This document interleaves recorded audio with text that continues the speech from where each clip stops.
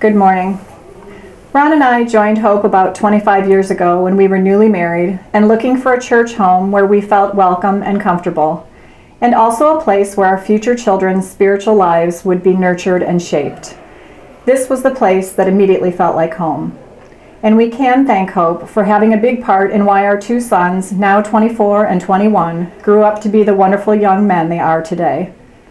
Joe graduated from Ohio University last year and is loving his first real job as the phys ed teacher at an elementary school in Indianapolis. The school's first soccer team ever is boasting a 4-1 record, and he's the coach, so he's very proud of that. Our son Mike will, fingers crossed, be graduating this year also from OU. If you know of anyone in need of a music producer or have a contact at a recording studio or a concert venue, please give one of us a call. In thinking about what we were going to share with you today, we wanted to keep a couple questions in mind. Not only the question of what is God calling us to do, but also what in our lives motivates us to serve Him. I think most of us would answer that second question by looking at our own lives and finding the motivation to serve God because of the many blessings He has given us, and the times He was present when life's challenges arose or when bad things happened. We've been blessed with good health and wonderful kids, great relationships with our families, successful careers, and so many wonderful friends, many of whom we met right here at Hope. And through small groups like our couples care group and attending the Chirp retreat, we have developed the kind of deep, meaningful relationships that turn church friends into church family. I've been involved over the years with Sunday school and Vacation Bible School, leading women's Bible studies, music ministry, and a variety of other things. Outside the doors of our church, one of the things I've been doing is delivering mobile meals once a week for many years, which I've always felt I get way more out of than the hour and a half I put into it. In addition to all of these blessings and too many more to mention, my motivation to serve God started at a very young age, thanks to the examples I had in my life and the people who demonstrated this by their own actions. The main example came from my parents, now both 89 and still living in Monroe where I grew up. As a kid, I never stopped to marvel at how much they volunteered at our church and in our town. It's just what they did with almost every spare minute of their time. And we as kids never thought twice about it because I guess we just assumed everyone's parents did that to some extent.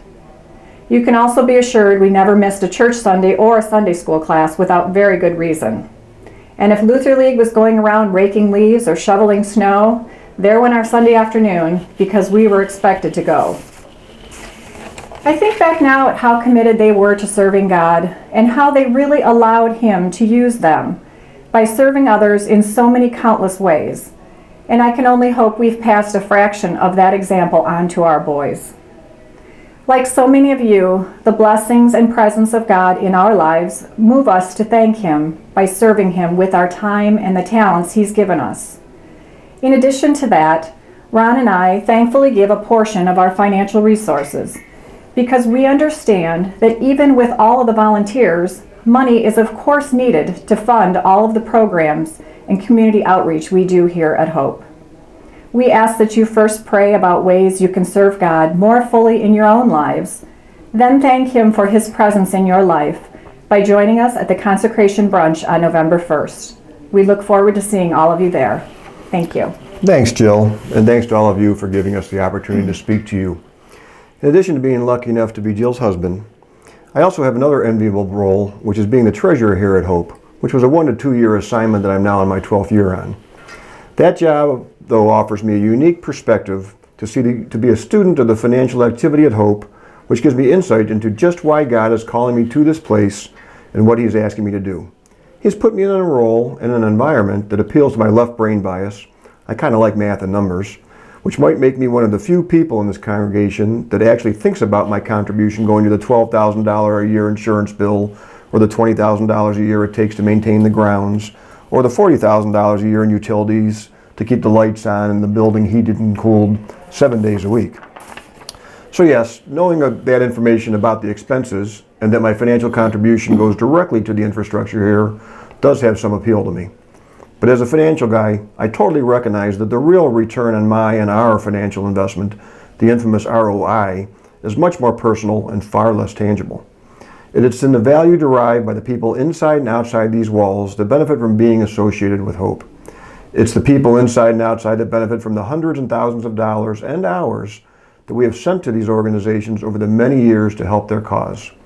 I'm also on the board of directors for a Toledo area nonprofit organization called Focus, which aims to address homelessness in Northwest Ohio.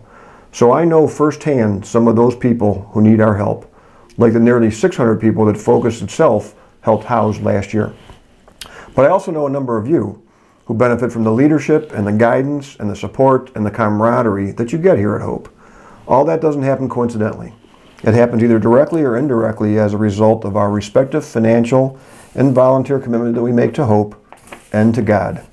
To that God point, we are asked, what is God calling you to do? Some might say the operative term in that sentence is God, and far be it from me to challenge that assertion. But turn the question a bit and emphasize a different word. What is God calling me to do? That's a bit more challenging and requires some deeper thinking and prayer. Now back to the question, what is God calling me to do? The good news is that whatever our conclusion is, it ends up being just between you and God. And I recognize that actually makes me a little more uncomfortable. So if you haven't already begun to, I encourage you to take the next week to think about this very personal question and pray about it. And if you're like me, a left brain type A kind of guy, to actually plan your approach. But be prepared for the possibility that it may be the most important and insightful week of the year for you. Thanks for your time, and God bless.